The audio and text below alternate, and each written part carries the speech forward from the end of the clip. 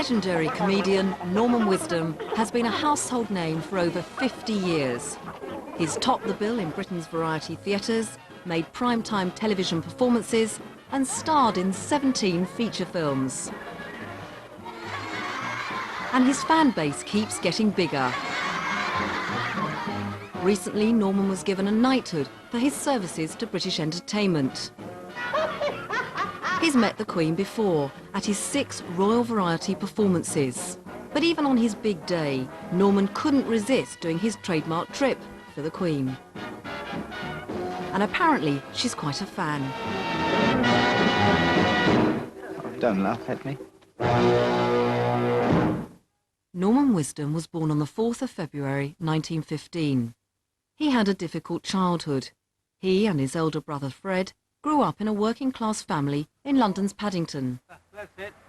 Number 91, Funhead Road, Paddington. Used to live here, way back a bit, you know, left here 1929. My parents were divorced and separated when I was only 9 years of age. My father used to be away for weeks, sometimes months, because he was a chauffeur. I remember walking to school with sometimes no shoes and no socks on, bare feet, but the kids used to do that in those days. And he didn't leave us any money to buy any food with, or didn't leave any food either. And so my brother and I used to have to go up to Harrow Road, where they used to put the grocery stuff outside the shops on display in those days anyway. And we used to nick food. My father, he was unkind at times, and when I annoyed him one day, he picked me up and he threw me, and I hit that ceiling. And I remember I came down in the other corner there, and probably learned me how to fall. I started to learn how to fall properly.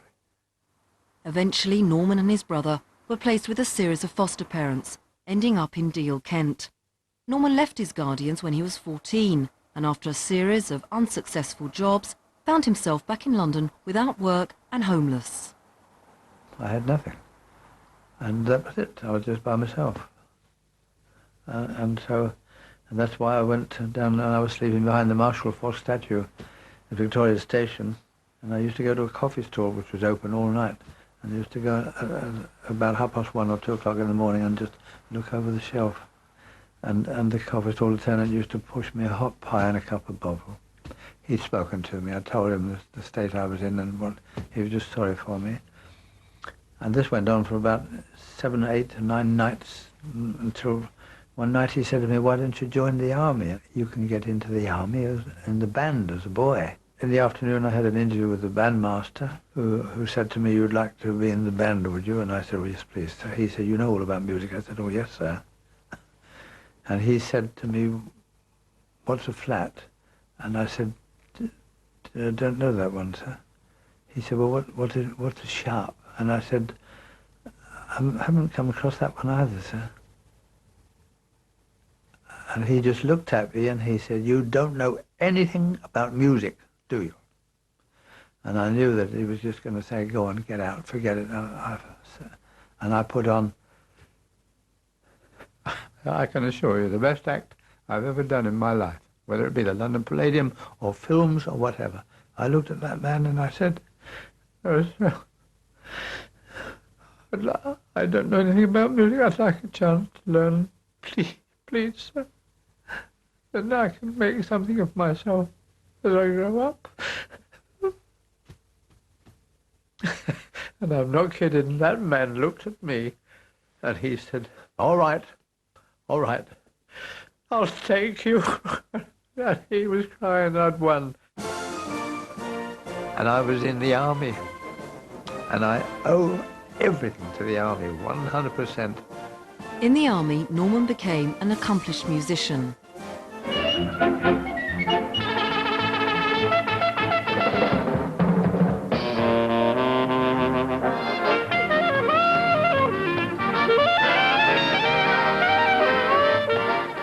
During World War II, Norman Wisdom was posted to the Royal Corps of Signals in Cheltenham. Craig!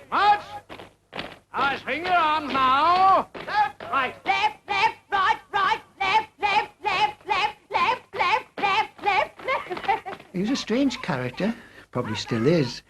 He was a sort of elusive character. Nobody got to know him too well at the beginning. It's one of these people who was never there when you expected, or he was missing, or he was late. He was late a lot. And in fact, he was late so much that the Sergeant Major used to look round and say, "Is Wisdom here?" Would say yes. He said, "Right, we'll go." Norman played in a band to entertain the troops, and Patrick helped organise the shows. We hit on this brilliant plan of getting each member of the band to do a little spot, tell a joke, do card tricks, sing a song, do something like that. And they all did something. And it was Norman's turn. And I said, "What do you fancy doing?" He says, "I don't really know." He says, "I've got one or two mimes." I said, "Oh, that's good. We don't get many mimes." One was dancing with different shaped ladies.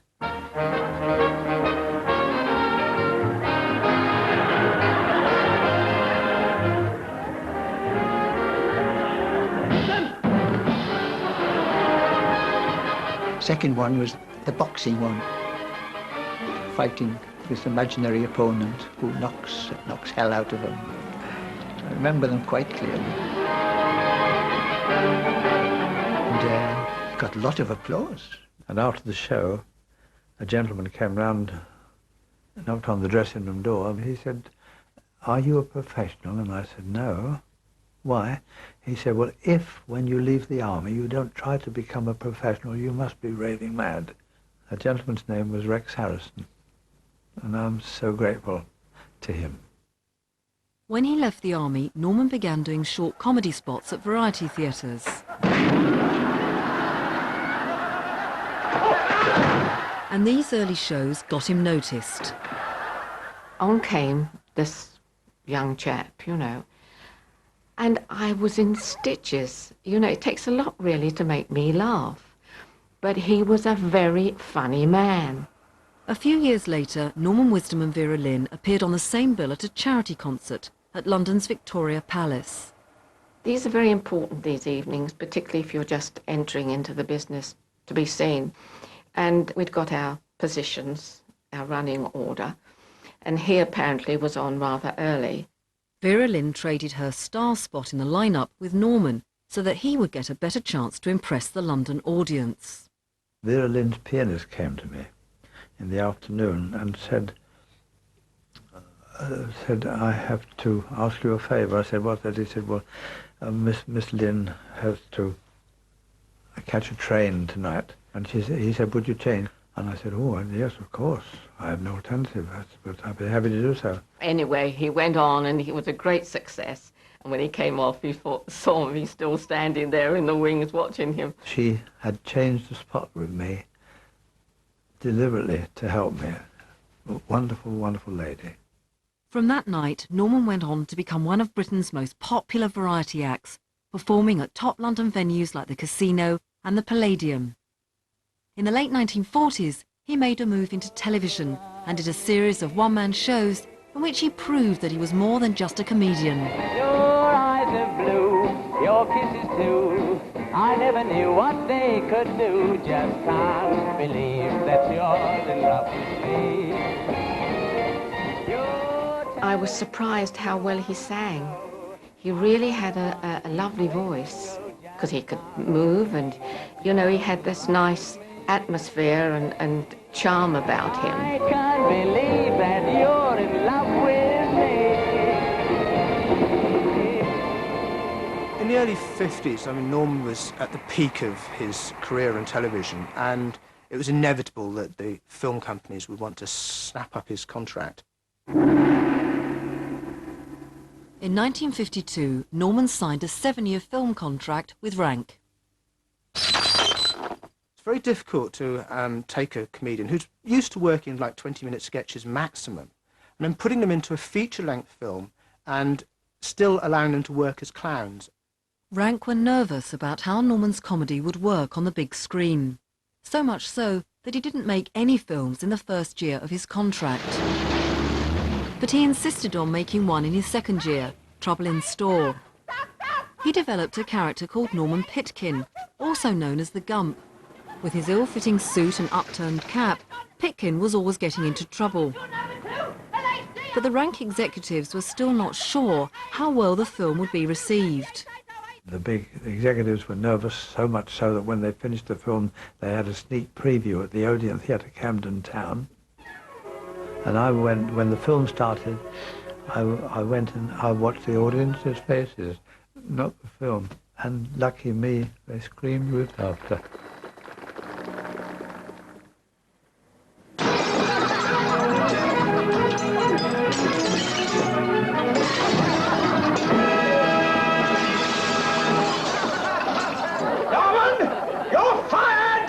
Despite all of the evidence that they had this success on their hands, Rank still denied it a West End release. They put it into the circuits, straight onto the circuits. And then the figures started to come in, and it broke house records in 56 of the first 67 cinemas it was in London. And quite extraordinary success. Breaking records everywhere. The audiences absolutely loved him. The sky was the limit with Norman. I mean, that's the proof of it. It was the biggest hit the Rank organisation ever had. Trouble in Store also introduced the song Don't Laugh at Me, which was written by Norman. The song spent 15 weeks in the top 20 and became his signature tune. Don't laugh at me, 'cause I'm a fool. I know it's true, yeah, I'm a fool. Norman was a huge hit with the British public and his film career was launched.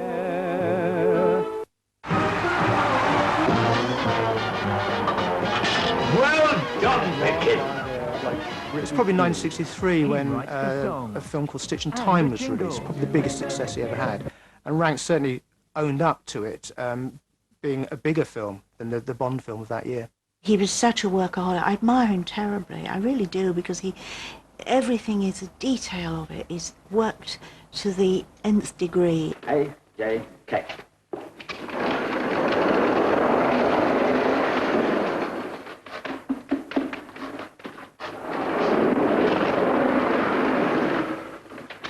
Sorry to be so long, sir. Through lunch breaks, everything, he might have a coffee, but you'd see him, everyone would go off and he'd come back and he'd just perfected maybe a tiny one dance step. Or one fall. And he got it to perfection.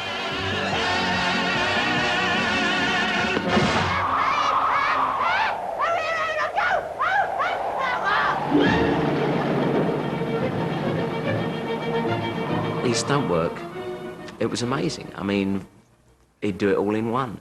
One particular time he was telling a story about going through a brick wall in a hospital, in a wheelchair, and landing on the top of an ambulance. And he did all that. You know, I mean, that's phenomenal. There are stuntmen that wouldn't do that. It was absolutely blind, going through a wall and landing on the top of a moving ambulance. It's a great piece of film. Pitkin will be disappointed he missed all the excitement.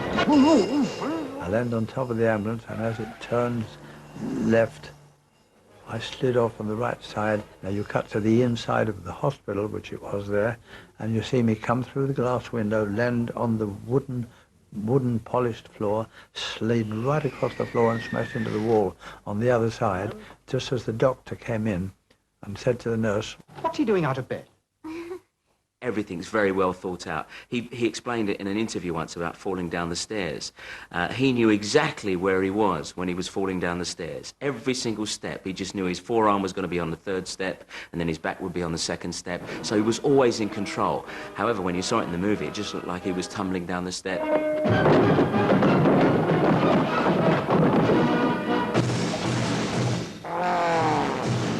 A particular favourite of mine, it's when he's in the marching band at the big function, the big banqueting hall, and he's found himself a trombone, and he's marching up and down. All the little tricks and stuff that comes in there, all very worked out. You know, the juxtaposition between him and this very rigid marching band, and at one point ice cream goes down the tube of the trombone. And he spurts it out over everybody, and it's just great stuff.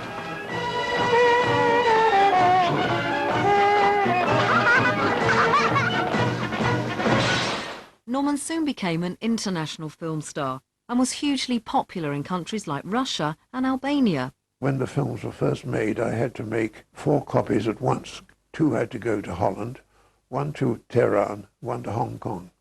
Now, what makes Chinese Hong Kong people laugh, I have no idea at all, but there it is.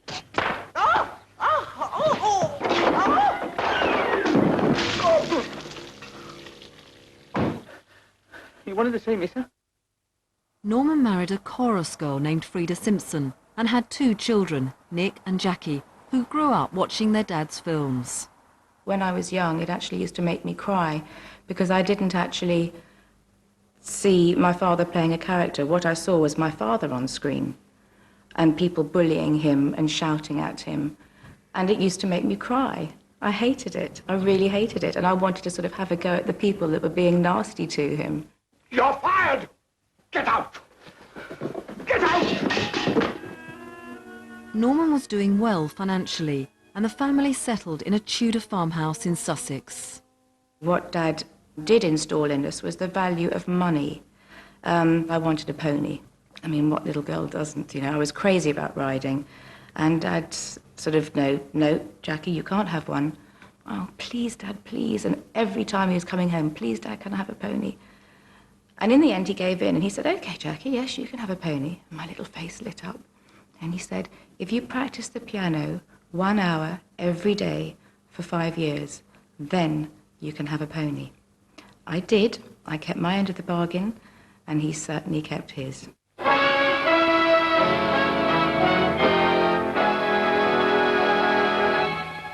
This is the London Palladium.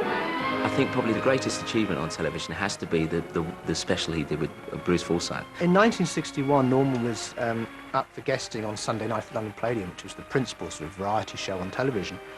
And there was a strike on at the time, and they couldn't have any support acts. With only a week to rehearse, Norman Wisdom and host Bruce Forsyth decided to do the show all by themselves.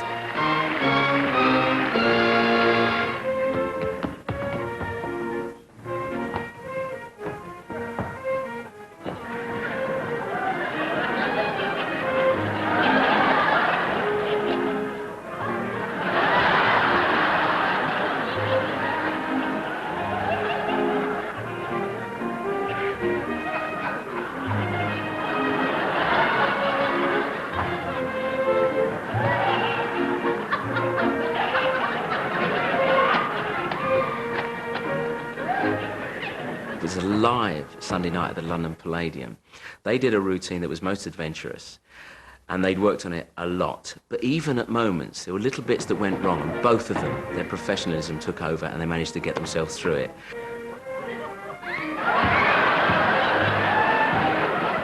Bruce is meant to tip the bucket over Norman with his paste brush, but he accidentally dropped the brush.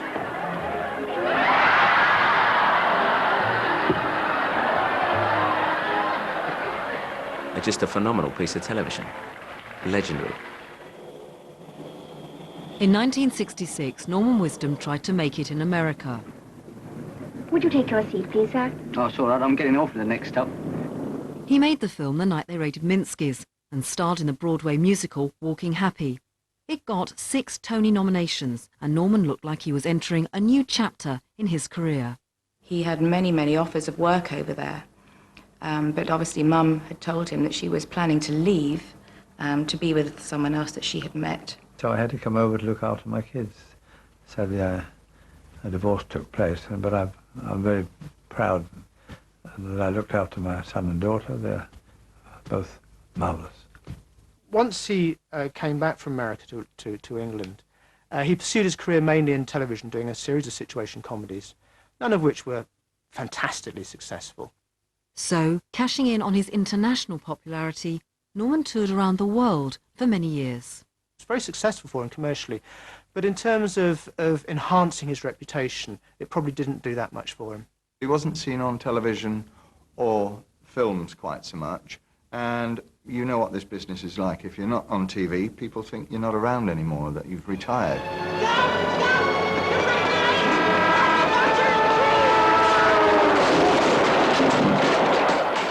It's easy to look back now and laugh in a cynical way at things like the custard pie in the face, but people like Norman invented those things.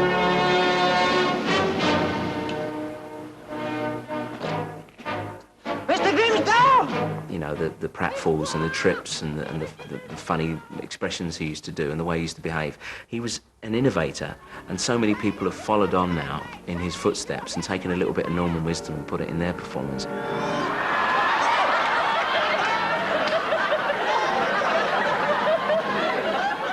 One of the projects which Norman was offered was Some Others Do Have 'Em, which he rejected because the scripts were poor. At that time in Norman's career, he thought that the humour was a little bit lavatorial, and he's squeaky clean in his humour, as you probably know, and decided against the role. By the time Michael Crawford had reworked the scripts and done them, and tailored them for himself, it made him a huge star. And when you look at them now, you think, yes, Norman could have done that. It's a real shame, I think. That's one of the lost opportunities. I've been articulated!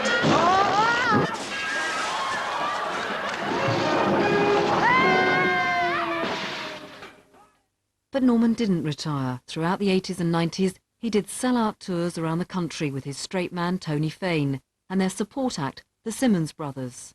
I've never seen such love for someone as an audience shows for Norman. As soon as his name is mentioned, as soon as he walks on, it is incredible, the reaction to him, and you can tell they all love him.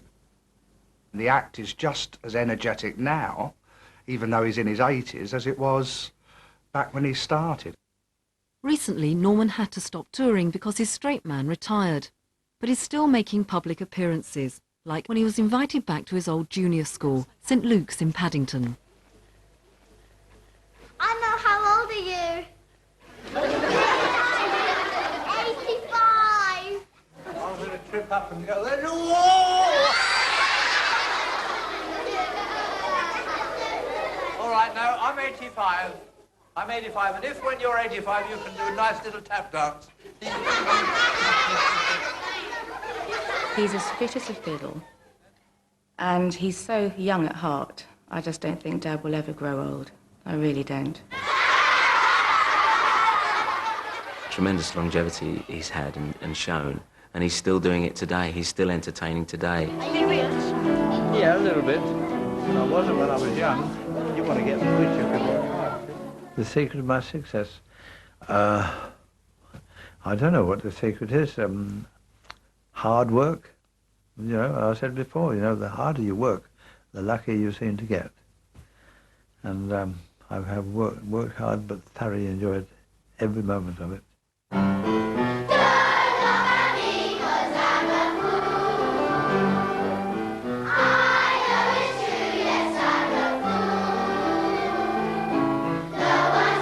Now, here's a few questions. Why is it stupid Pitkin always got the nice blonde bird with the fab legs in his movies? And why is it Kate Moss is fancied by every other man in Britain when she resembles a rusting drain pipe? Britain's Finest Week continues with Who Framed Kate Moss? Shortly.